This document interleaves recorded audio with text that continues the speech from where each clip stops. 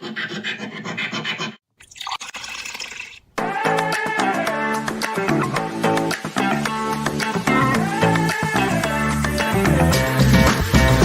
everybody, welcome once again to Rise of the GM, where today we're talking about a were-shark, if you know what that is, an immortal murderer, and what it takes to make a world, what kind of things go into the world-making process, here on Rise of the GM.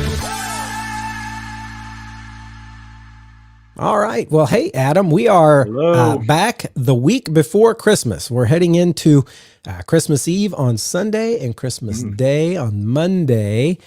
With that being said, we do not have an episode next week, right? We are unsure if we may drop a 1 minute Merry Christmas thing. You'll just have to wait and see. But we are talking today about some interesting stuff to do with, we're beginning a world building series. This is going to be, I don't know, 4 or 5 sessions long in this topic, but we're going to be starting today with the idea of map making, which is going to be an interesting and fun one to talk about. But before we get to that, we are going into Christmas. Do you have any big plans heading into this weekend? Not really. We have some sickness in our house, so we're that sounds like a great Christmas present. Yeah, it's a great Christmas present. So it's a Christmas present we're not wanting to give to other people. So yes, we're gonna see what that looks like. Supposed to be going to my family's over the weekend and hang out there, but gotta make sure everybody's not contagious before that happens. So I'm not gonna lie. Yeah. Since the week before Thanksgiving, I feel like our house has been sick. One person or another, just kind of floating around back and forth. And we were just all coming out of it. And my son just a couple days ago started being like, I have a sore throat. And I'm like, stop. Yeah. You do not get sick before Christmas or Santa won't come. No, Santa will still come and make it a good Christmas. But I want him to be able to enjoy it. And I hope everybody out there in the listening world, I hope you're not dealing with sickness. If so, look for a healing potion somewhere. Yep. That's what we're doing. We're going to find one. So yeah, for sure. Well, I tell you what, we are going to jump into one of the craziest encounter starters that we might have encountered so far in this podcast. And luckily, we kind of flip back and forth. This is Adam's week to do the encounter starter. So Adam, you get to drop this on the folks. Do it now. I get to read this.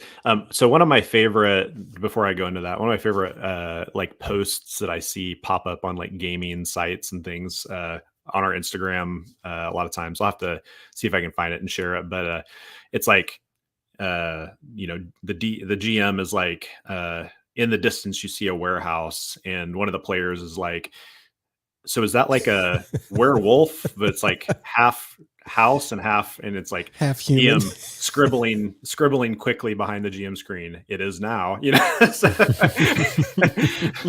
I think it'd be a fun one to pull out. But this is about were-shark.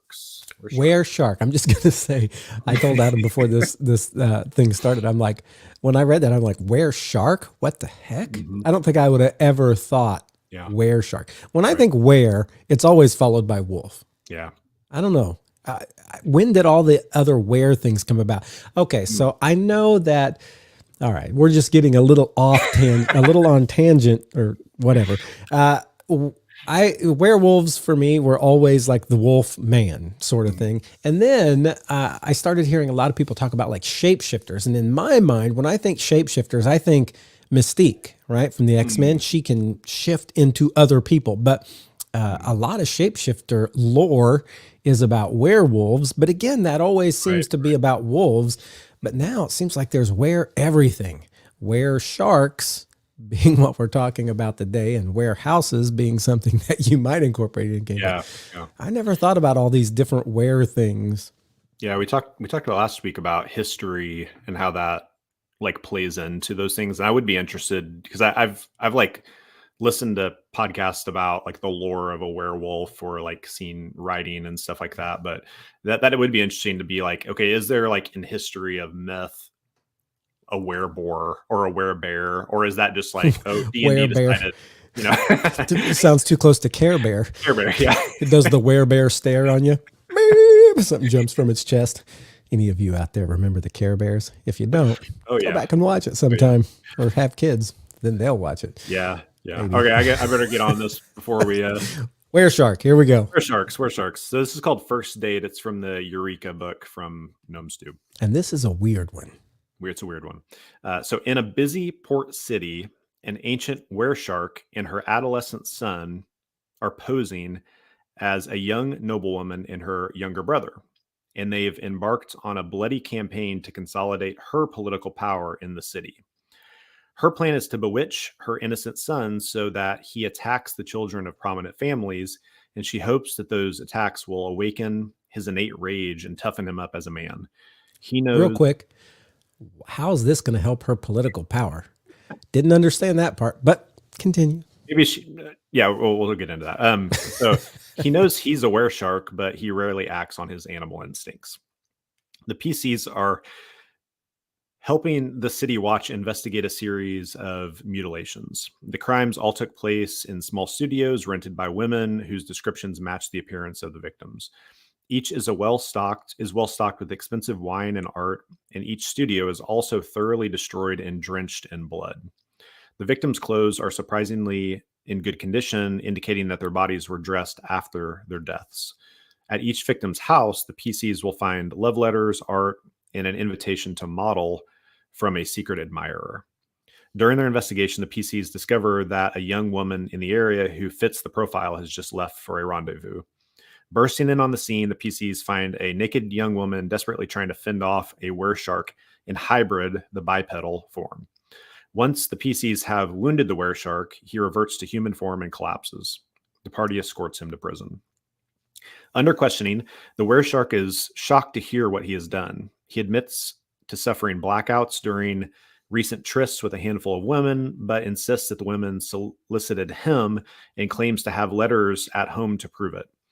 The woman says that she arrived at the studio to model and found a note that apologized for her host's tardiness and requested that she be ready to model upon his arrival. When he showed up, he made unwelcome physical advances, and when she rejected him, he became angry and transformed into a hideous monster. Both the wereshark and the woman mention that a local courier service delivered the letters that brought them together.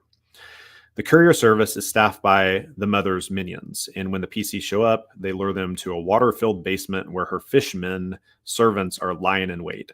Ransacking the courier office yields papers referring to the son as the mistress's brat, as well as the mother's address.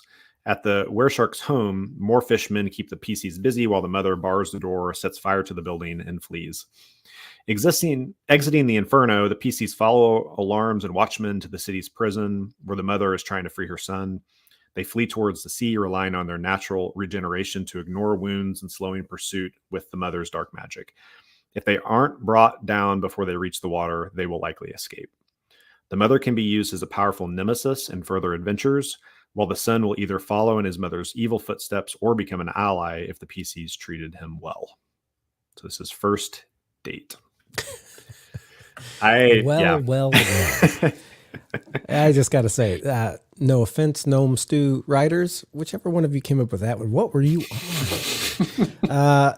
So you got a were mother and her were shark mother and her shark son, and she wants political power, so she thinks the way to get it is to have her brother or son, or I forget, son who's really son, her younger brother. Be hypnotized and like made to be aggressive and attack people and kill them. Somehow that's going to further her political campaign. And when you find out that he doesn't know what's going on and they don't know what's going on, you trace them back to the fishmen and then to the mother's house where fishmen keep you busy while she burns you and the fishmen down trying to, right? And then you chase them and possible future nemesis or or future ally. What do you think about this one, Adam? What would you do with this one in a campaign you were running? Right. So there's a lot of stuff in there. Like there's a lot happening, and I feel like it may be too much like too many details for me. I wouldn't flip through Eureka and immediately feel like, oh, that's the one. Like this is the one that's going to make the table like love this tonight, kind of Unless thing. you were But like in some kind of sea campaign and you right, had something like this in mind, which is still surprising to me that were sharks would attack in apartments instead of right, like yeah, at the yeah, dock. yeah. But I think it is salvageable for me. I think I may toss the were shark out. Like that. I think I would maybe ditch that, and partially because I don't like it. Like that idea of a monster. Though maybe that's how you make a monster fresh, is use something like that. But I think something you could use a different thing that may feel better. Like you could go with a werewolf and ditch the whole thing about them like trying to flee to the water, because really that's the only thing that matters to me, and that is like the end result of them trying to get away into the water. But I kind of like the idea of fleeing not being the thing that it ends with anyway. I look at either not looking for a stand-up fight either with this, but almost like the mother, when she found her out at the end, like, okay, take me to jail, I can still run things from there. Or like her plans trying to be fulfilled without them, because they lose everything if they go to the ocean and disappear, right? I feel like someone who's trying to collect that power would say, okay, I'm taking a loss this time, but the long term, there's going to be gain kind of deal. But if everybody knew she was now a were shark, Right. what's her future in politics? Right. Yeah. But I guess it depends on the kind of game, because I mean, more and more, I feel like it's like weird creatures are part of it. It kind of That's depends true. on what you do, but like, these games where dragonborn, and which aren't even that weird to people anymore, but like, or even things that you typically would think of as like evil monster. Oh, I did it. I did the air quotes. He said he Trying wasn't not going to. So that's my one time. We'll see. Or like goblins or whatever that you typically wouldn't see as like a party member, but they're like in cities and stuff now. That may not be as big of a deal as it was, kind of thing. I guess it depends on the game, but I think there's some things where I would just want to pull some of those pieces out, because as I was even reading that, I'm like, man, now she's like lighting the building on fire, and now there's this chase scene. It's just, there's a lot there. So I don't know. And it kind of forces your characters to kind of do things in the order they said, which we always are proponents of as GMs. Don't feel like you have to stick to the rails, feel like you can take parts of this, use parts of this. For me, and this is something you can think about as a GM. For me, what this did was this immediately turned into a comedic, a little fun thing, because, okay, so I've had a campaign. Was it the current campaign? I think it was. Current campaign, Dormant Mind. Current campaign as in the current one I'm running, not the current one I'm playing. We had a character who was... was he a summoner? Brandon. He changes into animals. Anyway, Druid. they were druid, and he was in this area where there was water, and he turned into a shark. And the standing joke was he kept coming up and biting people's underarms. I don't know how that became a joke. Everybody at the table's like, oh, you bit the underarm and critically and whatever. And it became like such a long-standing thing that the first time I heard shark here, I would be like, okay, you guys find like these corpses and they're bitten in the underarm area. And I would just leave it at that and see how long it took them to come up with shark. Yeah. That's the only thing that came to mind. And the only reason I bring that up is there are some things that you can grab a joke from the past and sprinkle pieces of that in just to give your characters this familiarity. And at your table, that's going to become a laugh, and that's going to become something that is a bit memorable. That's the only place I would use a were-shark because we've had that shark encounter where this guy turned into a shark and kept biting people's underarms. And such an odd place to bite someone, and yet he did. And that's where I would use this. But yeah, I don't know. Not much about the rest of this grabbed me. And so part of being a GM is also knowing that sometimes you read character encounter books and you're like, nah. Right. Yeah. Yeah. That would be one of these for me. I'd be like, no. I mean, I could find other things that either dealt with political intrigue or dealt with, a monster Right. mother who was like there was just nothing in this one that grabbed me beyond that joke. Yeah. And so Yeah. sometimes you're gonna come across that as a GM. Know that that's okay. I mean, Mhm. obviously you do know that's okay. You probably haven't been grabbed by every single thing you've read, but that's Yeah. part of it too. Is as a GM, sometimes you're going to read lots of little starters and ideas and be like, no, Mhm. next, and Yeah. that's okay. Yeah. And I think this idea of starters, like that idea, even with this, is there are, I was saying there's a lot, but I think there were multiple times where if I read a section and then stopped, I would have been pretty happy. Like, okay, you have a mother and a son who are trying to get political intrigue, like trying to get political power. Stop. What could Stop. we do with that kind of thing? Or okay, there's a situation where these women are showing up to be models and they're being attacked. Stop. Like, what could we do with that? Because I really Right. like the idea of like clues and mystery, and sometimes it's hard because especially the bigger the party you get, there's not as much maybe to do in those kind of realms. But I do think like searching out some clues and figuring some things out is kind of a fun piece. So And what was lost in this one for me, once I heard the were sharks, like my brain just kind of went off offline.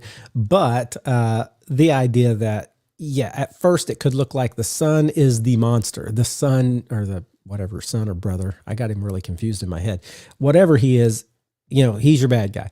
But then you get these clues that, oh no, these letters were just sent to me. They tried to get a hold of me. And then they're like, no, these letters were sent to me. And then you start to put together, your characters start to do investigation and skill checks and whatever. And they begin to put together that there's another party. And then you find out who that is. And that all plays out. So yeah, that investigation part could be a good idea. Letting go of some, maybe the other parts. So don't let sharks throw you off. You ever heard the term, he jumped the shark? That's what they did in this book. They just jumped the shark. oh man, If you don't know what that is, go back, look up Happy Days, Fonzie, Jump the Shark. You'll nice. figure it out. If you're in the chat, we got a few people there, or later on, or maybe on our socials, let us know what's your favorite were creature. And if you have something other than wolf or evidently shark, I'm going to be like, where did you ever hear of this were creature? So, And if it's shark, I'm sorry. if it's shark, we're sorry. All right. Hey, let's get into our main topic of the day, and that is the physical world and map making, world building stuff. So, Adam, I'm going to let you lead this one as we kind of launch the world building sessions. There's lots of sessions about world. We've got a were tiger in the comments. Yeah. Were tiger. Again, I never have heard of a were tiger, but that actually sounds a lot more cool than a were shark. Were dragon. Were dragon. Oh my! All those things. See, okay. I just got to stay on this for just a minute. So when I think of monsters, when I thought of like, remember the creature from the Black Lagoon? So that was like a person who was like fish and person, but I guess they didn't change, right? I guess the whole were thing is they change from like human to whatever. So it's that idea of the changeling. Right, yeah. So, oh man, look at this. Our commenters are coming back with all kinds of stuff. So I'm just going to say, I have never been a big were person. Evidently there are were things out there. I like were rats. Were rats. I actually have heard of were rats. They're like, just, I don't know, just trash creatures that make you trash creatures. No offense to any were rats out there, but or any trash creatures. Trash creatures, yeah, yeah. I haven't seen the were dragon. That sounds crazy to me. But like the were tiger, Rob saying he used it like a rock. I never can say it right. The raksha. Yeah, that would be interesting to see. That I think that's a really cool creature too. Trash panda. All right, so before world building, map making. Talk to us, Adam. Building. So we're going down a like a several episodes in a row that are going to be about like just the idea of world building, and like how do you flesh out the world that you're playing in, that you're going to like present to your players and to drop your game into, and all these things. And so that's going to happen for a while, just talking about all sorts of things and how you can kind of look into those things, and develop it as it goes. But to start off, we're just talking today about kind of the map and the physical world and how we tend to go about that, and maybe some ideas about how you can look at those things to really in like form the story, or to give yourself like space to play and to develop as it goes. So that's kind of the idea of today, of like how we go about that. And for Matthew, for you, like just to kind of start, do you tend to think in terms of like I'm going to start like drawing something physically, or I know that you've done some stuff on the computer, for like a map, or do you tend to think more about the pieces of that map and like what could go before you start kind of getting a look to the thing? Do you have a one or the other that you tend to do? No, I do both. It's not one or the other. When I first started, I remember the very first campaign, I think it was the first campaign I ran. I got this program called Fractal World Builder, I think it was. And it basically you would put in some parameters and it would build a topological world, and then you could raise or lower the water and do stuff like that. And I remember I started with a piece of land and I lowered the water, and, I was just messing with parameters, and, when I raised the water, and when you raise it, certain parts of the land that were land got covered. And so then it looked like a continent with a couple extra little pieces around it. And that's what I did. And that's what I used. And it was cool looking. I mean, it looked like a topographical map you would find in an atlas. It looked very realistic. And the fact that when I raised the water up, you got, a couple little islands then off of the main coast. All I was looking at was one continent, and I was just thinking, where can I put my world? And then I looked at it, and I'm okay, according to the topographicalness of this map, these mountain areas aren't going to be as inhabited. Down here by the water, these are going to be the most inhabited. This is really heavy woods here, and I just kind of built something. I didn't really have an idea in mind. Later, when I ran later campaigns, I typically started more with the idea of what I was going to be telling, what story I was going to be telling. And then that informed the map making more so. Right. So I'm just going to give you a couple examples of that to kind of kick us off here. So in Blood of the Kings, I did one that was built around 9 moons, and I've talked about this one on this podcast before, this idea that there was like a Stonehenge type place, and each of these big stone pillars was a gate, a teleportation gate to one of the moons, because I wanted each of these moons to have super different environments, because I wanted to be able to fight in some very crazy different environments, so they were very memorable, and with different power structures on them and different ecologies and all that kind of thing. And so my main world map was not very big. I had like, you guys woke up in, I can't even remember what the place was now. I think it was like a monastery or something. Prison, and, I think. It was under attack, and you guys were spirited out through like a secret secret tunnel. And you ended up coming to this teleportation circle of different, the different entrances to the moons, and you began exploring those. And so in that one, there was not much of a world map. It was more localized. When you went to a moon, it had like a look and a feel about it, but I didn't have like continents and stuff like that on this moon, because moons are typically smaller. I didn't really plan much more than like very separate things. And so there was no big world map in that one. The one I'm in now, the Dormant Mind, it had, as part of the whole story, it was very important that there be 7 kingdoms. And part of that was there were 7 old gods, and each of these old gods was one of the kingdoms. And so I knew I wanted to have 7 kind of very distinct areas that could be, not necessarily continents, but like parts that had their own kingdom. I also knew that the current emperor had tried to carve out an 8th kingdom, which he made the ruling kingdom, and Kilgore, and that's in the center, which he carved out of the other 7. So in my mind, I knew that I was going to have major areas of continents, and I also knew that I wanted to have 2 main continents, so that the East Ferran, West Ferran, and the Strand, which you're not in the game, so you don't know about those, but those were on their own continent and often overlooked as far as the main power structures of the world. But that's where our main character started. So they started in more of a backwater place, but those had some very deep kind of story and historical elements in them as far as like the gods. So even though they weren't as important politically, they're more important, maybe not more important, but they're deeply important in the realm of the workings of the gods and stuff like that.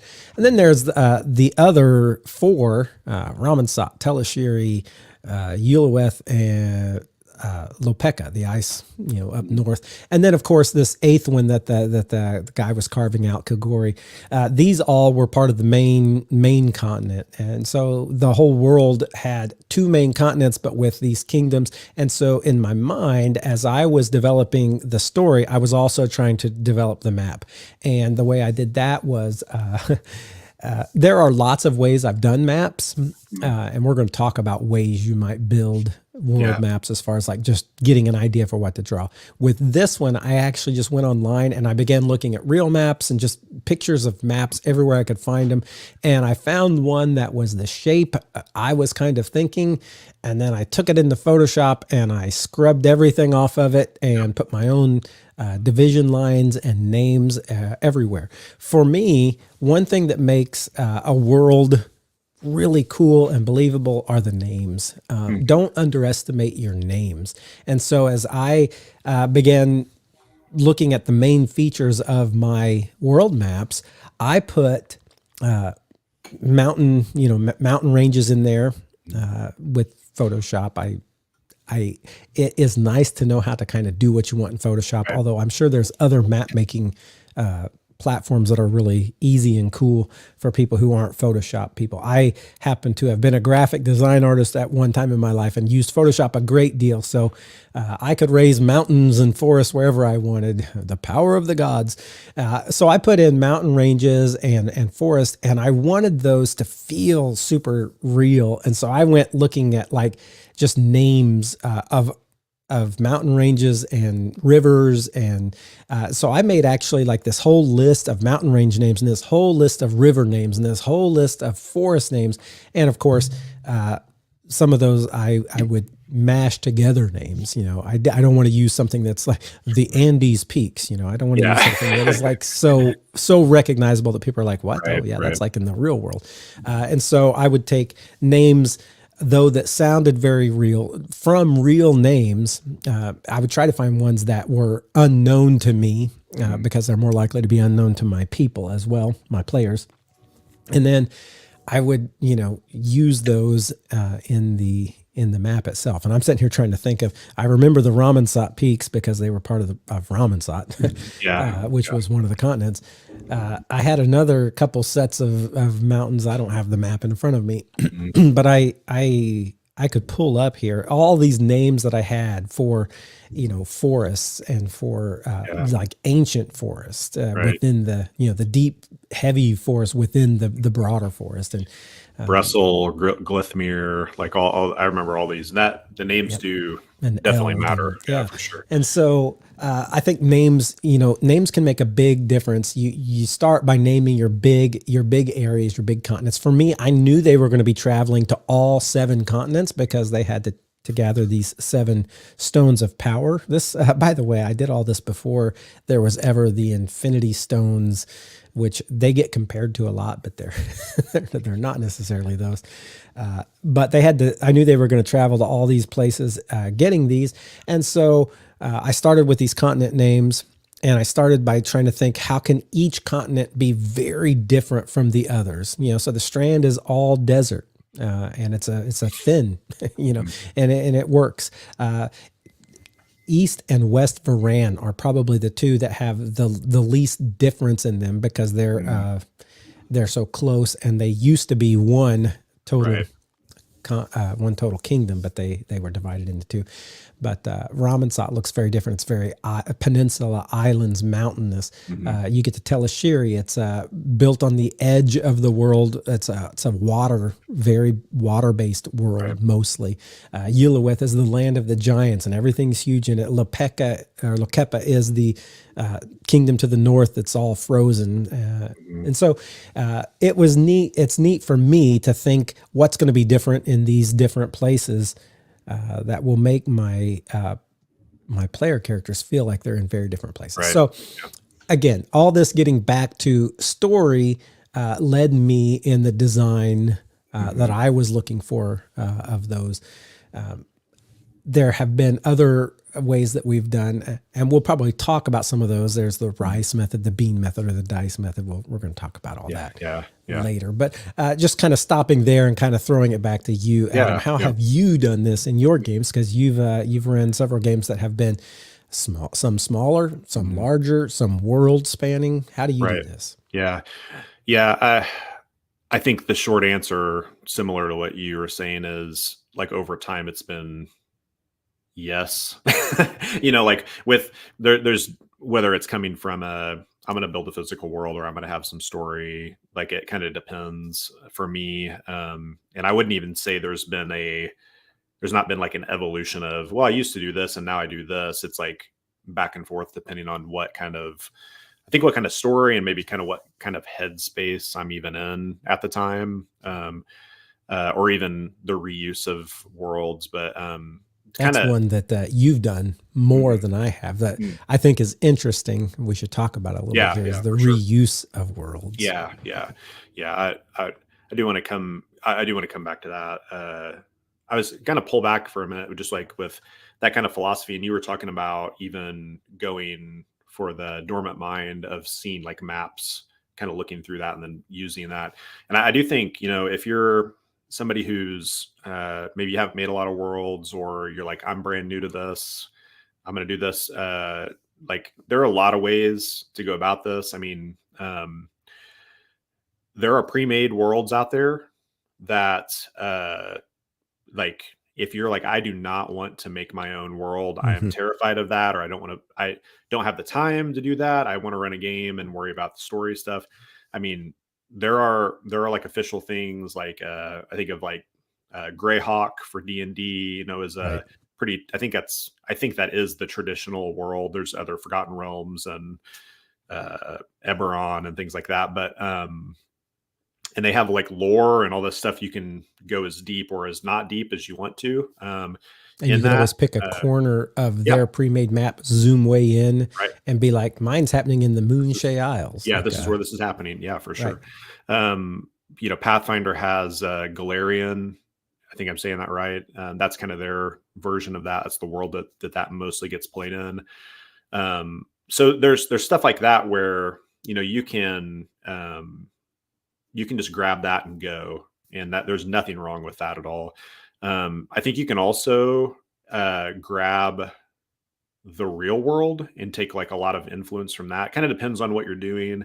There may be some meta stuff with that, but a thing I think is really interesting even to do, and I don't know if it's exactly what you were saying, Matthew, but like pull up a world map, mess around, like look, oh, that's an interesting thing. And even if you like zoomed in, grabbed a piece, flipped it a couple times, to make it not so recognizable, like you have a pretty good map there that you can make use of. And that doesn't require a ton of work, but it could be like super interesting to start building from if you're like, I don't really want to get into that. But if you're like, I really want to build this, and I think there is there's something to be said for that I think there's some ownership maybe and some like creativity that gets kind of weld up when you're making your own thing. And it's like, okay, this is the reason this is here. I can build story around this.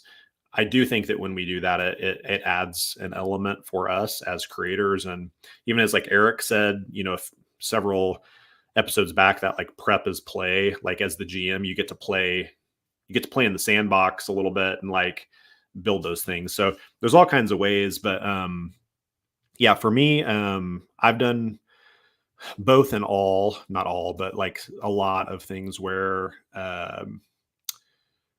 so my first campaign, which I don't think I ever named, was a map I just drew. And I had come from the WoW game we've talked about a lot. Particularly, that was a map that had been built over time, and I got to come in at the end of that and see like, oh man, all this stuff's been fleshed out, and we get to play in this. So I was kind of using that as an example when I made my map, and have got to tell several stories with it. I kind of started small, and then I have like this big piece of paper that is all folded up. We actually are back in that world now for the game I'm running, but that was more of a like, this is the shape I want to go with of this continent. Here's where I think some cool mountains would be. Here's a giant lake. Here's a forest. Like I kind of just played in that, and it was like a creative process for me of building what I thought looked cool and then adding story to that. That's how I treated that one at the first, at least. But then there were things that were brought in story-wise, and that's going to be another talk. But like as the party did things or wanted things, or as the story developed, more things appeared. So that was a cool part of that. But there's other ones where it definitely was story oriented. I did a campaign that was the Gate of Hammerfell, and the whole thing was there was this huge wall. If anyone ever played the game Guild Wars, there was definitely a influence from the Great Northern Wall that's part of that game. But basically, there was a giant wall that was separating civilized land from the wilderness where the monsters were. And the party was planted at Hammerfell, which was basically a fortification on that wall. And it was like a gate to the wild. So I knew that I wanted to plant it there, and that built the world in a lot of ways, where it's like, okay, I need wilderness and like these types of things that is untamed land. I also need like a kingdom out here, or several kingdoms that have been built in safety on the other side of the wall. And like that definitely, like the idea is what fashioned the world more than the world being fashioned and then bringing an idea into it, kind of thing. So I definitely have done all sorts of those things. And I think both are equally of value. It's kind of like where you're wanting to come from with that. Yeah. I think another thing that I think for me matters, and maybe for you and your party, is the look of the map. So when I did that fractal map, it looked more like what you would open an atlas and see if you were looking like a picture from space. But I quickly kind of decided I didn't want those kinds of maps as much. I wanted one that looked more like a fantasy map. And so I remember looking at like, C.S. Lewis's maps of Narnia, which were very, small and like hand drawn, but like the way he drew the mountains and, whatever. And then I would look at other fantasy maps and begin to think, what is it that I want that look to look? So here, let me just, I'm going to try and share just a couple pictures of maps here, at least starting with one, if I can find. For anyone listening, I'm going to probably put stuff like this up on Instagram too, and Twitter. So you can check it there as well.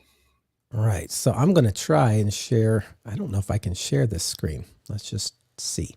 Oh yeah, I can. Okay. So here we go. You can see this map the way, let's see if I can even zoom in on that for people here. This is actually the Varan, east and west Varan, and the Strand. You can see the Strand to the left over there. That's the sandy part. That is the desert.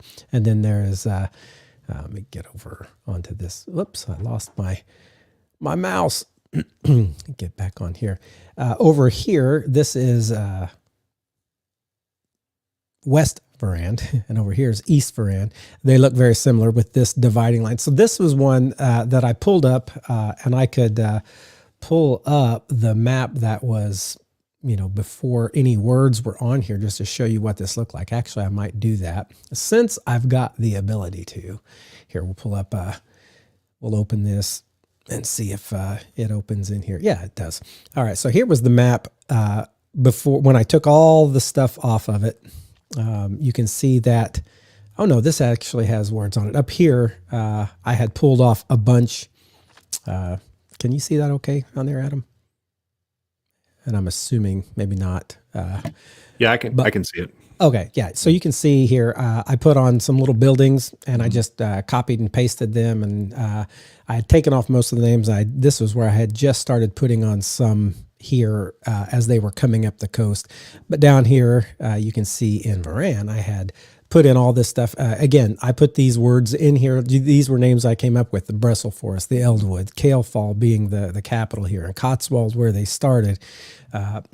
And for me, if you just look at this map, this was the look I wanted to go for. It looks very much like something you would see in a book right. At the beginning of of a fantasy book.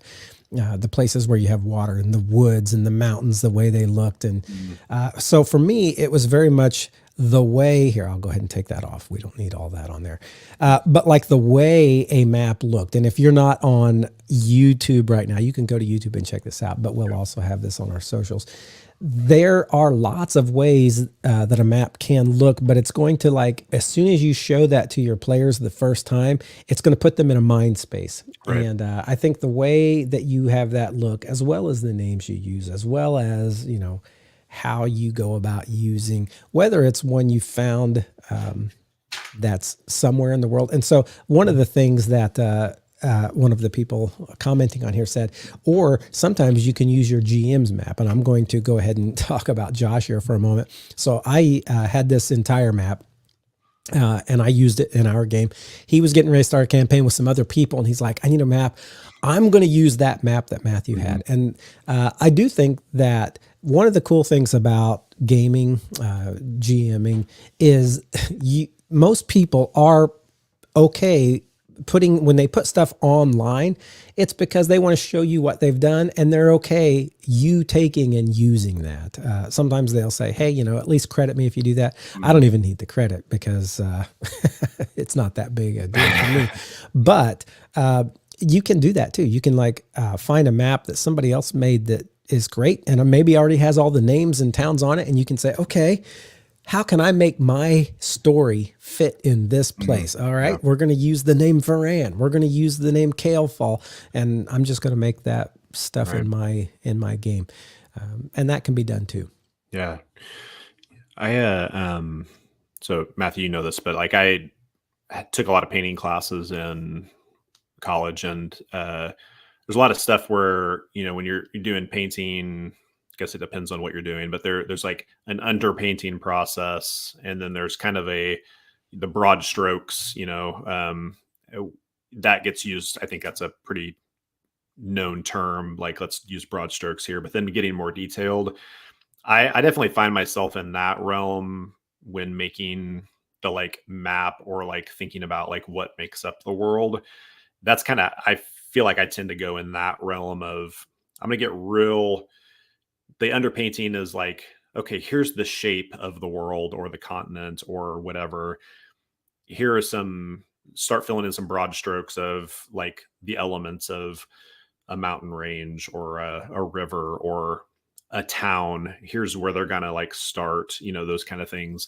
And then the details even coming later, whether that's again, that collaboration with a character who, in the game I'm in now, it's I've talked to you about, okay, what's this town that you're from, and where may that fall? Or Josh, who's in the chat, talking to him about, okay, he's from the Underdark. What's the city he's from? And us having some communication about that.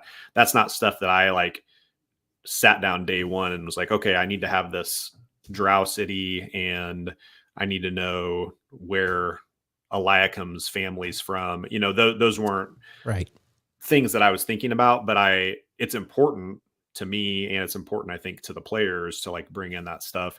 So that's like a way I think of it, is that like, what's the underpainting, what's the broad strokes, what's the detail that gets added little by little in that. And I wondered, kind of going, this is more for my information, but so we started the first group that started the Dormant Mind. We were in the Varans, mostly West Varan, the majority of the time. Trying to remind myself, is that true? West Varan. Yes. Getting my directions correct. And you had all that marked out, but then you showed the map with nothing. Was that a thing where it developed as we went on, or did you kind of have that in your mind even when we weren't up there? Like, what did that kind of look like for you? So for me, like I said, when I started this, I knew I was going to have the 7 kingdoms and the one carved out. So I already had that idea in mind. And I think on that map, which I've already taken it down, I had the kingdoms marked. Okay. Or like the dividing lines. I didn't have any names on them. I knew where those kingdoms were going to be, but I didn't know. There was a lot of stuff that was added as we went along. And it's like, as you zoom in, you think of like when you first load up a picture on the computer of a detailed map, you see the big part, and then it like gets more and more detailed as it loads until it's all really sharp. But like even in Varan, like Idrisel, where you guys left via the lighthouse to go to Ramensat, that place wasn't there. I knew that you were going to go somewhere to the coast. I didn't know where exactly. I knew I had a name of city, or a list of city names, and Idrisel was one of them. I knew it was going to be a name I used. As you guys were leaving the Hags, I think, and the Eye King, you were told about Idrisel. And then that's when I put it on the map before that next encounter, and I put it there and got some pictures for it. And then as you went, on up, if you'll remember, there was the battle in the heart of the purple worm, and that wasn't there. Obviously, that I placed that in later, and there were things that I placed. I had the big parts, and then as we go and the story develops, there were things that came up that I didn't even plan. As far as along this journey, even though I knew the overarching story, that's going to take the paths of that kind of weave differently, and I place stuff as we go. Yeah, for sure. Yeah, that's cool. Yeah, I do think you had said something earlier about just that, like, having that image kind of solidifying things for players, and I wanted to come back to that because I do think that's a really.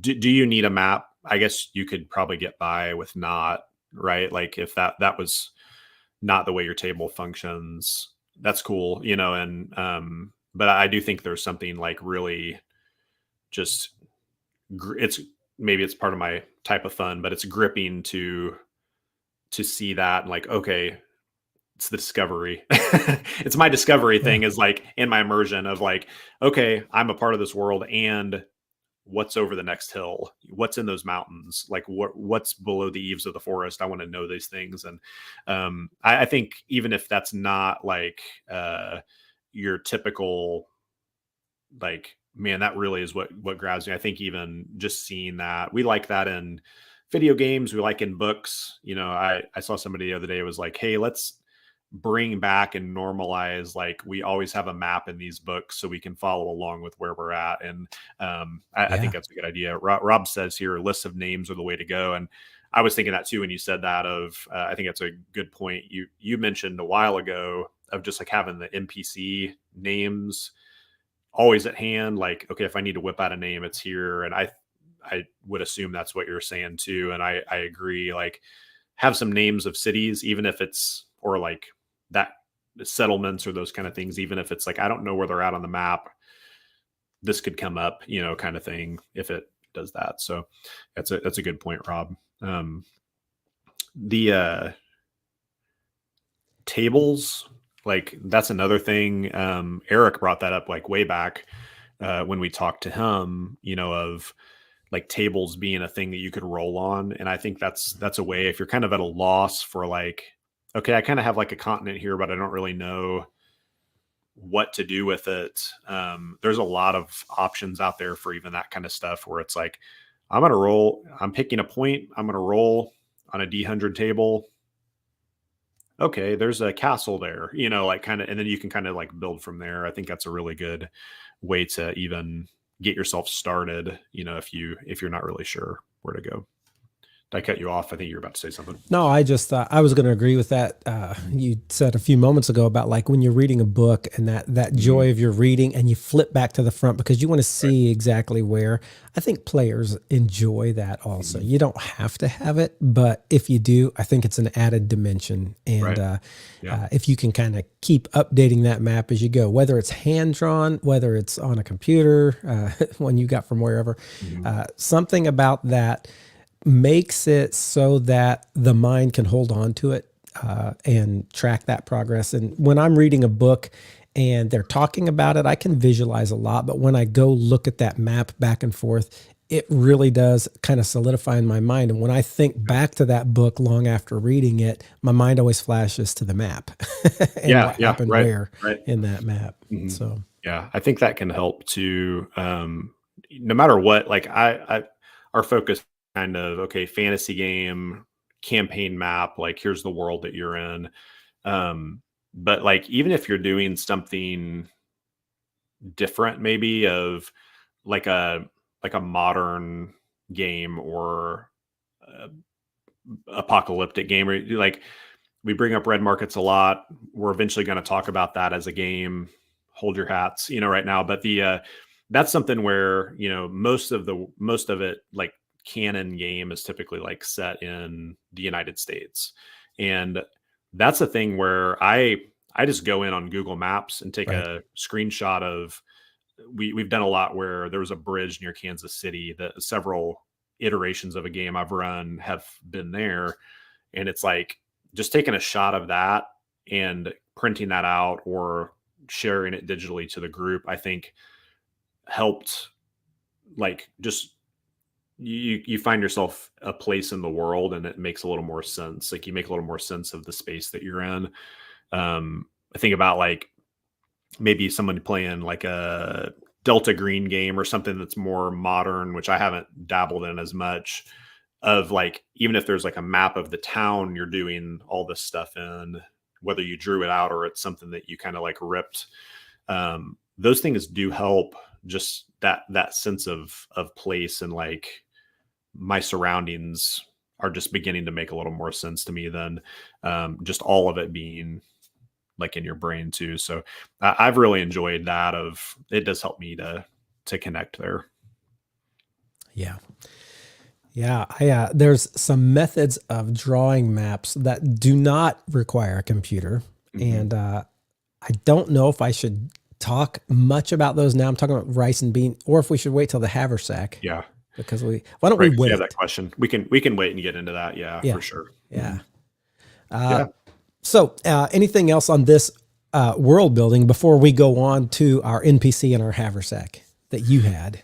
I think maybe like something I want to toss out and hear what your philosophy is too in that. And I kind of meant to do that earlier, but then got away from it, was like what is like typically a part of your world, or what's like never maybe a part of your world, kind of thing. I think those questions can be asked of trying to think about how I'm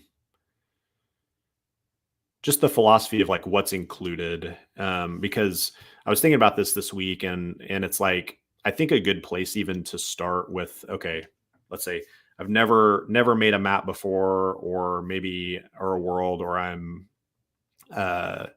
maybe having a little bit of a creative block.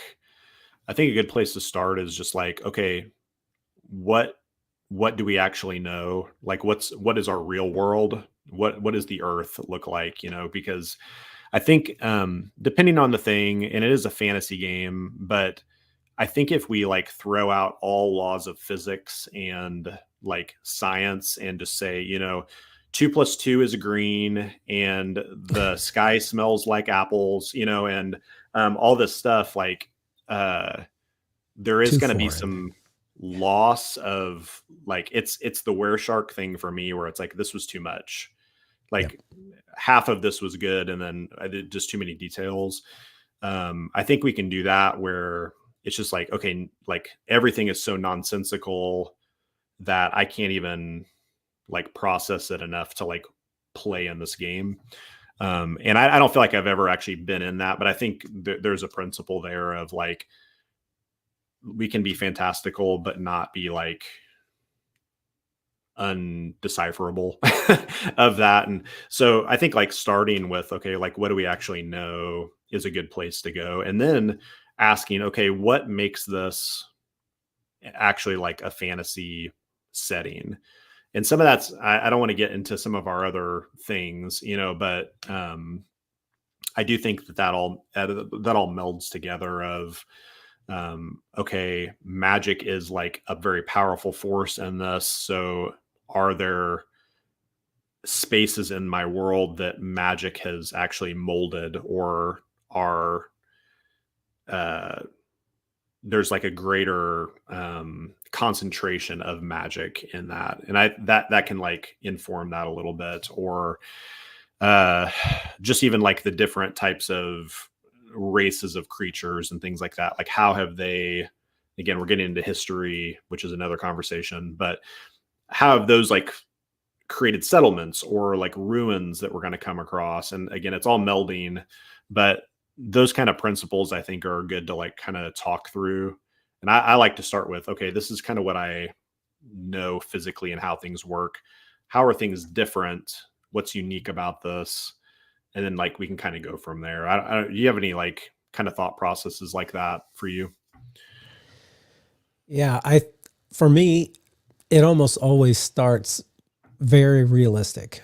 Mm, Okay, so I'm gonna have land masses, and my first thoughts are gonna be like, okay, where are divisions where different people rule? And for me, it's always also like what gods have sway in right. these Yeah. areas, or like those sorts of things. Those almost always come up in my game. So I'll think about those, but I keep it. Okay, so like I really like reading fantasy, but also urban fantasy, something that seems like, okay, I know this really well, but then all of a sudden there's like something unexpected in it, some magic.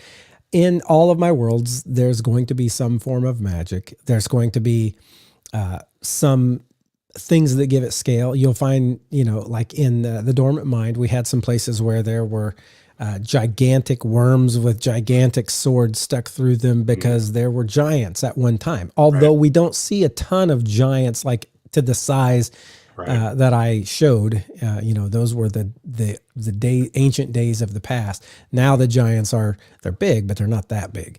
Right. There are things that teleport you from one place to another. But when I'm starting with a world, what I'm typically thinking of are land masses, what's controlled politically, by different factions, and where do the gods exert influence? Those are the things I typically start with. And of course, you're going to get races in there. I'm going to like look at these and be like, okay, this is where there's a majority of monstrous races or orcs, or this is where everything's snowbound, so it's going to be like these kinds of Right. creatures. Right. Yeah, it's going to be very broad strokes like that. For sure. But like you said, I keep it pretty familiar. So like in my backstory for the character, no, this is a different character. It's a character in a campaign that Josh actually ran, I think. Tyrlock Gregg, he was Aarakocra, and he came from the plane of air. And so in the backstory, I talk about how it's all air. They're in, and there are occasional clumps of what is it? Land? It's not land because Right. it's all flowing. Like It was like floating islands. it's so foreign that it's really hard to picture. And so I just did Mhm. it as a backstory part, but I have a hard time playing in a place like that where there's like Yeah. no Right. ground and there is constant falling and flying and occasional bits of land that you can, land upon, but then, maybe not. Yeah. That would Yeah. be really hard to build a game around. So, Mhm. just kind of reiterating what you said. Sometimes things can be too foreign. Yeah. Having said that, I will typically send my people to different planes. So in the Dormant Mind, I had you guys all go to the 572nd. Yeah, I don't even remember what level of hell it was. It was called Occipitus. Occipitus, and you were on this place, and I took very great care to try and give you a flavor of this place that almost felt like a giant flesh land. There was like skin on the ground and Yeah. these putrid, acid things. Yeah. And so like I tried to make it very immersive that you were in Right. this place, but that wasn't the place you were going to spend the whole campaign. That was a Right. place you Right. went for a while, then you come back. But my when I'm starting a world, it's typically very much our world Yeah. and Yeah. and very much thinking of those boundaries and going from there. Yeah. For sure. Yeah. I like that starting because so there was a game I played here for with some students for about a year. And what I took that, I just stole the world from the WoW game that we reference all the time. I just stole Onan, but I threw it into the future from what that was and decided, okay, a giant cataclysm happened and I'm going to hand wave what that actually was. But, and again, this is like bad science, but that's okay because it's a fantasy world. It was like all the oceans have dropped out of it was a flat world. All the oceans have dropped out of the world. They're gone. So all the oceans are now, man, I did it again. All the oceans are just now giant, like 1,000-mile canyons, and maybe there's something down there, maybe not.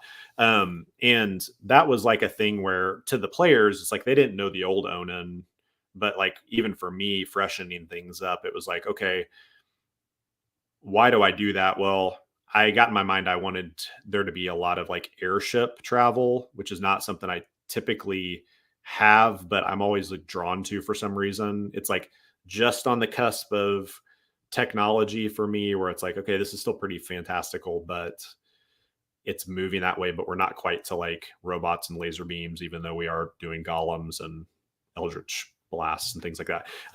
But and so I think why like there's a game Upwind, which I keep saying this, but we're going to talk about Upwind also. Probably have It's a Eric good come back game. and talk about that. That's a fun one where the canon game is like the airships and floating islands and things like that. Love that game. But anyway, I did that. Like that was a choice for the world that was definitely story driven, even if I didn't have all the details of the story, because it was like I want there to be airships involved in this, not sea travel. And even though it's similar, it's different. It has a different feel. I want there to be some cosmological reasons that this is going on, and like what is the world actually gonna involve. And that was a thing for me, even where it was like, okay, I have kind of a familiar thing, but like, I mean, if that happened in like if the oceans all disappeared, like the world is not continuing. Like that's a problem, and so I can do that in a fantasy For world. real people, Yeah, it's right? like I can do that in a fantasy world and like hand wave some things or make justifications for why this can continue. But that was one of those situations of taking in something that felt a little more normal and making it more fantastical, and I think it worked well. So you can do things like that, just play. I do think it's a sandbox to play in, and to create together. And just want to encourage you all out there to like play around, make your stuff. If you don't like what you did, start over, and it's an enjoyable process for sure. Okay. Yeah. Tell you what, let's go on to our NPC. Yeah. We're going to get back into a little bit more map stuff when we hit the haversack here in just a second. But we are going to, every time we drop an NPC that you could maybe drop into a game if you're just looking for a character. This one's called the Immortal Murderer. Again, we didn't realize we were only using villains, but soon you're going to start to get some of the virtuous people as well. This is still a villain, though, in case you couldn't tell by Immortal Murderer. But his name is Mr. Rankins. All right. Mr. Rankins. Well, hello there, darling. Oh, so young, so pretty. Yes. Oh, life is precious. Don't not to be wasted. Don't even waste a single drop, even if it's from someone else. That's even better, right? Come closer, my dear. So this is some of the stuff you might say. This is Mr. Rankins. He's bald. Heavy lines on his brow and around his mouth. His clothes are slightly out of date. A bag of sweets can be seen in his coat pocket, and his bare flesh, if it's seen, is covered with tattoos of archaic symbols. He smiles and laughs sometimes at the most inappropriate times. He loves to help young mothers who are in need, and he offers small sweets to their children. When cornered, though, he will transform into a vicious killer. His personality is he's eerily cheery at all times. Nothing shocks or startles him, nothing. And at times his behavior appears inhuman and odd. His only concern is to find, and this is where you find out he's a villain if you didn't already know, to find, kidnap, and kill children. That's his sole purpose. He wants to drain their vibrant lives from their bodies in order to extend his own, because he has found a way to do that. Background. Rankins was once a miserly sage, pinching every penny so that one day he might call himself wealthy. Before that day came, though, he fell greatly and gravely ill. Lying quiet and alone on death's bed, he realized that his life had gone by pretty much unlived. He had done nothing in this life. And suddenly, remembering a text of Dark's rituals that he had begun to translate, he managed to bumble his way through a rite and cast it on himself, only later to learn what it did to him, what the consequences of that were. And so basically it seems as though he's cast something evil upon himself that allows him to extend his own life by draining it from those with a lot of life. And so thus he goes after children more than anybody else. And so he's this kind of weird, eerie dude who is constantly trying to help single women with children, and then the children go missing. And so that's a guy. Yeah. And quite a character. How you would drop him into your campaign. Adam, any ideas on how you might use him in a campaign, or how you might drop him into something? Yeah. That's some grim, dark stuff right there. It is. And again, it's hard to find these villainous characters, to run across them and not want to correct it and turn it into an encounter, right? Yeah, right. Again, sometimes you're going to just have an NPC that you can just be like, hey, I need somebody who's like a seamstress, and here's something she's doing. All of these ones we've been doing because we didn't realize we were taking them from like the villainous batch. They all seem like something that's going to require some sort of action on the heroes. This one probably would too, but thoughts? Yeah. I think this definitely, like, I probably wouldn't like put him directly in the path of, maybe they would meet him, but, the thing more would be like the results of what he's doing, I think would be the start. If I was going to use him as like an antagonist in the game. And that would be, I would choose this Mr. Rankins for Mr. Rankins for that. Like it definitely would be for the purpose of, okay, this is going to be a minor antagonist, probably minor. But they would start hearing about the like results of, and again, this is dark stuff, but like children have gone missing, children have been found killed. That's like the kind of hook is the result of what's going on. And then maybe they would be like, well, we're going to figure out what's happening here. Or maybe somebody's asking, could you please help? We think there's a monster out there coming into town doing this. And you find out the monster is actually this guy in town. Kind of thing in town. Yeah. By the way, we watched Rudolph the Red-Nosed Reindeer last night, and it was written by someone Rankin, Al Rankin, Mr. Rankins. Interesting. Mr. Rankins. Watch Mr. out. Rankins. It was him. I think this could be a cool. This is like totally not probably the way it would normally go, but this would be a good like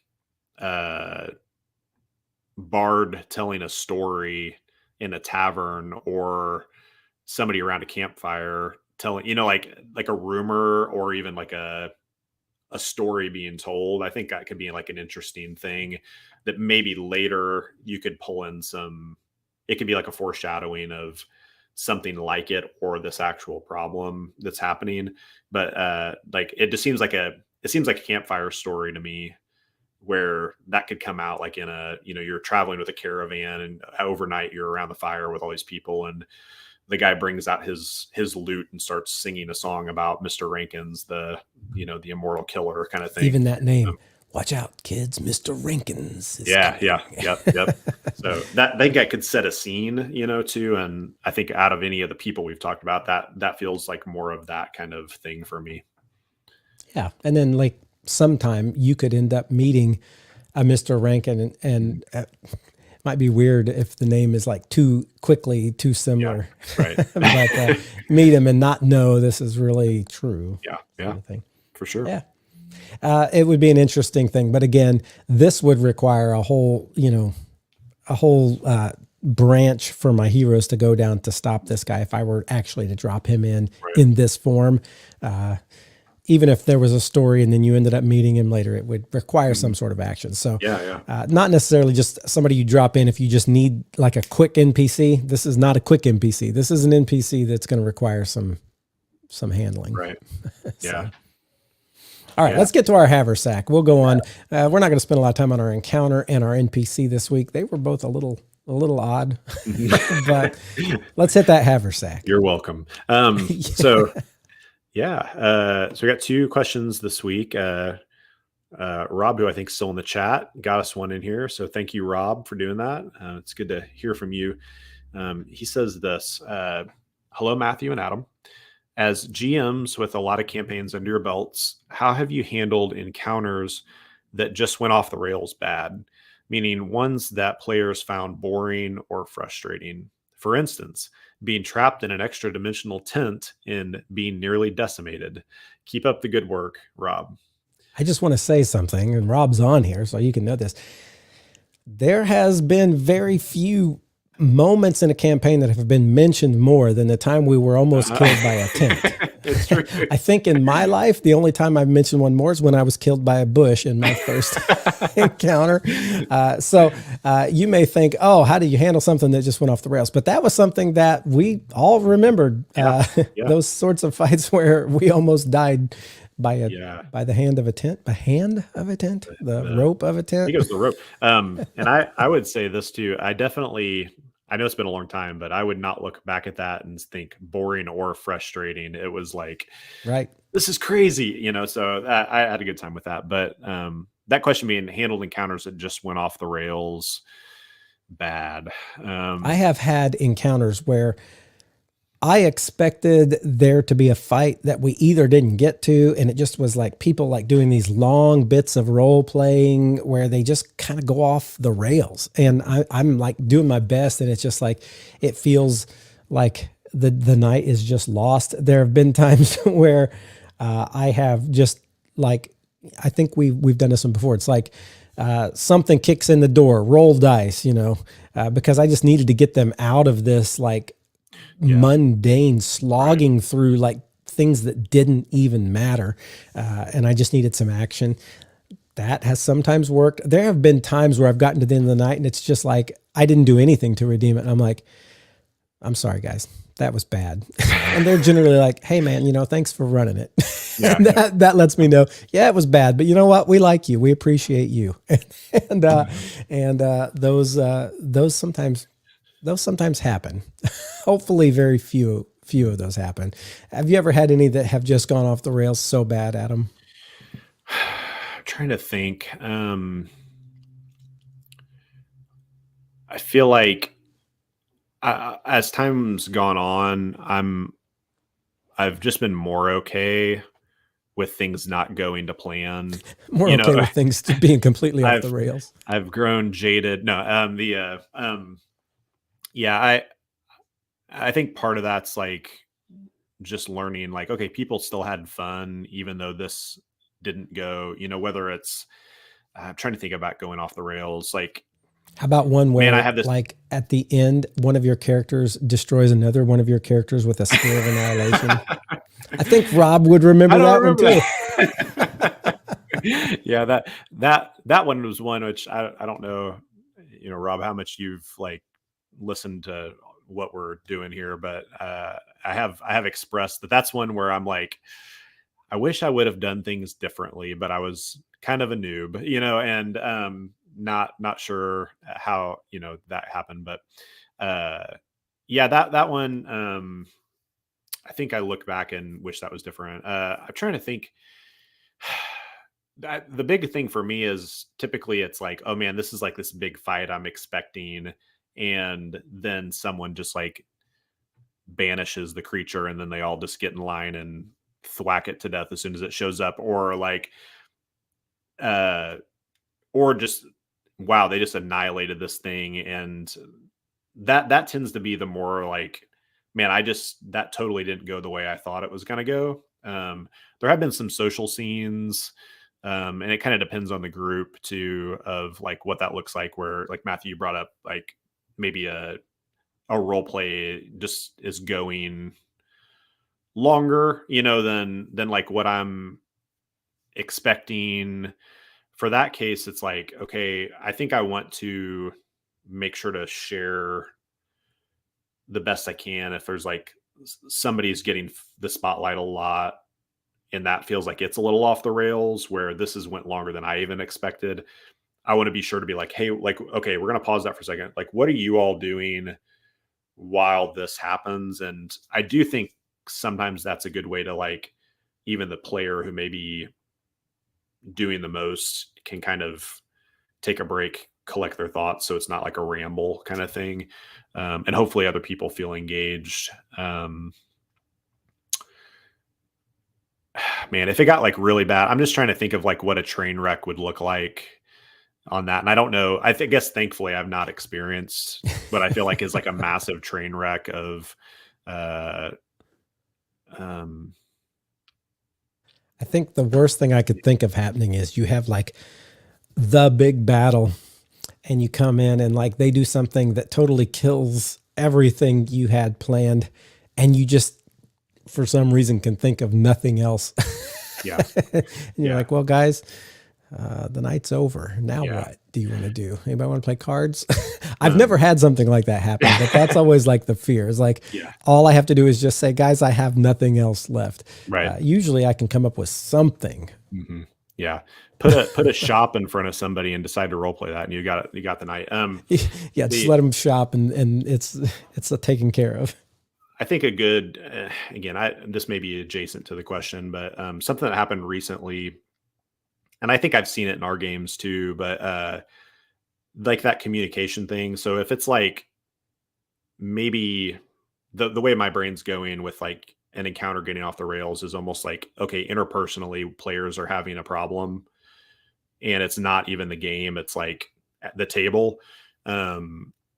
And I've seen this in our stuff, and communicating, making sure that like we're all good. But I was playing with the open tabletop and role playing group on campus here. Hey to everybody, if anybody's watching. And I actually got to play the other day, and the GM Josiah, he had a pause in the game because two of the players got into a fist fight and started like, and then it escalated to, they're like, this is in game, not this is in real game. life. Yeah, in game. Sorry, in game, not at the table, but like in game, the characters are, yeah, I said players. The characters are like killing each other, and he did a really good thing. He was like, hey, just a second, are you guys both good with this?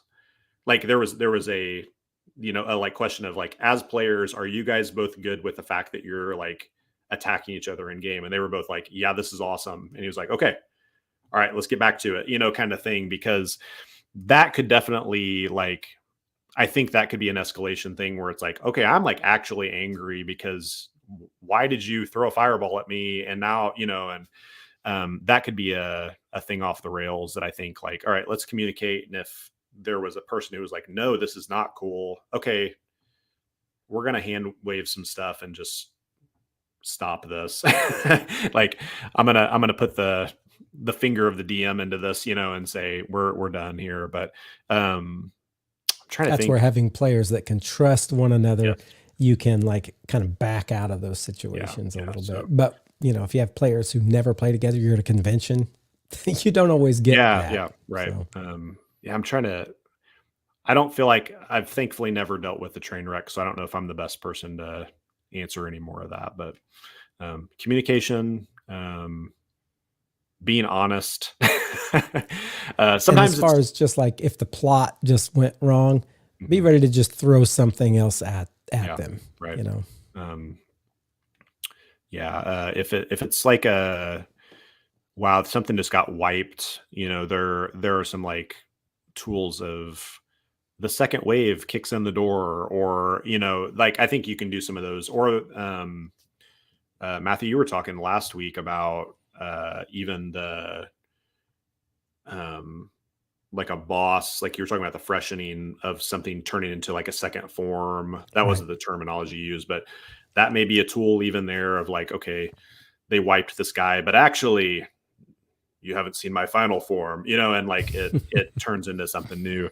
I think if that's the problem of like, okay, the rails that it went off of were that we actually had a fight, we can adjust in that way and it'd still be an interesting story. Yeah. All right. Yeah. Well, let's hit our second haversack question of the day. So this one is from Wataya Hotel.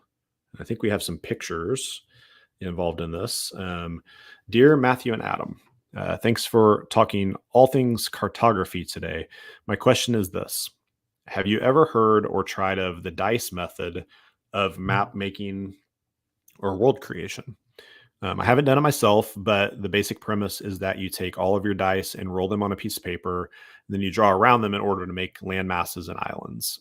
Some people even assign different geographic features to different types of dice. Either way, I think this could be pretty cool to use in order to start from scratch, and could be a great way to take the stress out of creating your maps. P.S. I've included a few pictures in case you're having trouble visualizing this. Sincerely, Wataya Hotel 98. Okay, so I've gone ahead and this is the picture he added here. You can see how he took a bunch of dice. Somebody took a bunch of dice, rolled them out on a mat, and then took a pen and began to trace around them in order to make continents. You can see, I don't know if my mouse even shows up on here, but you get these lines that you begin to create, and then even down here at the bottom, whoops, I kind of made it smaller. He's got some islands he made out of single dice that rolled down there. But then because of, the shape of this, he now has some continents. So that's what he's talking about. And let's see, I don't know how to scroll up and down on this. Let's see, get out of there, scroll down. He also then said that some people talk about you can, if you're, I was going to talk about this earlier, this idea that you can use rice. I've done this where you take rice and you kind of spill it around onto there and then trace around it and let that become your major continents. The same with beans. People do that there. The cool thing about dice, and you can see here on the screen, they have this, you could roll all those dice out there. And then if, he has a different, so like a D4, anywhere where there's a D4, you make a little lake of whatever size. If there's, I don't even know what it is, a D6 is a mountain, 8s are forests. Maybe that would work for you. You could also do something where you roll a bunch of the same dice out there, a bunch of D20s or whatever. If you get a perfect score, a 20, or if it's a D10, you get a 10 or whatever, then in that place you could make, a capital city, or that place you could make some area of interest based on the number being a perfect number. Or if you roll perfect ones, those could be places of particular evil or stuff like that. Right. Again, going off of this idea that you have, you just rolled out a bunch of stuff on this map. I have no idea how to actually move that down now that I've It There's really, it oh, there we really, go. really, really bothers me that the D4s aren't the mountains. I That don't the know why. D4s are. So anyway, that's the kind of thing he's talking about. And yes, like I said, I haven't done the dice. I have done the rice. I have done beans. Again, not ones that turned into real campaigns. I've done them just to try making maps, and I've liked the outcome, but I've typically already had another idea for a map. I was just trying that because I'd heard of it. Yeah. But like this idea of the dice is also a neat way to get your major land masses and your major geographical areas. I like that. Yeah. It's cool.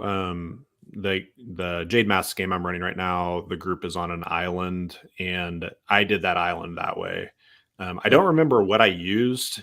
It was something random that my kids had, like, I don't know, those beads that you can like slip onto pipe cleaners or something like, it was something like that. But it's that method where I was like, you know what, I'm going to try this out and play around and just kind of dump this stuff. And the cool thing with that too is you can even make minor adjustments where you're like, I don't really like this shape, but I can scooch it, and you can adjust. And it does take a lot of stress out of that. That was cool for that island. I felt like it came up with a cool thing. And again, I'm pulling back the veil for anybody who's in the game, but that actually led to some story because I dumped all this stuff and there was a big gap in the middle. And I was like, okay, this could be a thing. Is that a lake? No, actually it's a crater. And there's this huge mountain kind of side, something impacted this and shot up the stuff. And then that like brought me to a place where even this week I was thinking about the game and I'm like, this is what happened. Like even at that point, I didn't know. And so that was a cool thing where the map led to story versus story leading to the map kind of thing. So that's a really cool thing. And I definitely recommend people trying it out, even if, you're like, I just want to mess around with something or see how it works. It's a pretty cool system. I do want to throw one more thing into that. And I was going to pull them up earlier. There's several people that actually we follow as like Rise of the GM on Instagram that are like map makers and like do that like even as like a job kind of thing or like a side hustle kind of deal. But one of the people, and I forgot what their handle is. Sorry. It's Ryder. It's Kate Corsack is her name. But she makes maps. She's a writer also. But one of the things that she did a few months ago was she spilled her coffee on the ground and took a picture of it and then did like a challenge of, can you make a map out of this like coffee spill? And it was pretty hilarious to see. It's kind of this method also of like people coming up with like really sweet maps that were just literally, she spilled her coffee and took a picture and people like went with it. So check out some of that stuff too. It's pretty cool to see. Yeah. All right. Well, guys, hey, that is something that I do want to say is we always try to add stuff on our social media that we talk about during the week. So if you haven't headed over to Instagram or to Twitter or X or any of those places, do that because we will have some of these pictures and some of those thoughts along the way. And don't forget, we're not here next week, but we will be back the week following that for more on Rise of the GM. Thanks, guys, for watching. Yeah, see ya.